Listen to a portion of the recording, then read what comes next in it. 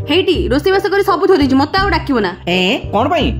कौन पाई माने आज मैच अछि मैच आओ मत आज डिस्टर्ब करिवनी ला। हे भगवान स्त्री जदी खेल पागल होबा करे ताल मनिष फसिला ना से खाइबा दबो ना किछि कथा सुनिबो ना किछि काम करियो मुंड खराब कर दबो। ए मां आज इंडिया जितिबा दरकार जदी जितिला ताल तो पकड़ गोटे बड्ड नड़ियाटे बाड़ी खाली छक्का छक्का नादी पकान। हे प्रभु मो पई एते ठाकुर डाकी जे खेल पई डाकछि रानी उफ अरे धो धो धो ए प्रभु छाड़ देला देखुनु एते बागी खेले हैं काई तमे एमिति हो तमे काई मुंड खराब करछो।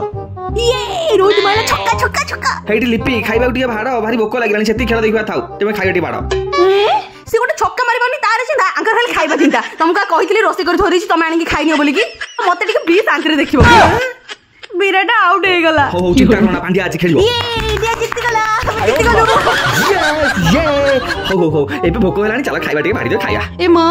आज खाइबा बनेइनी गोटे काम करना आज इंडिया जीतवा खुशी रे जाउ टिके बाहर खाइबा नि आसो खाया जा प्रभु इंडिया जीतियो बोली गलो पॉकेट टंका दियो फसेला मनिष।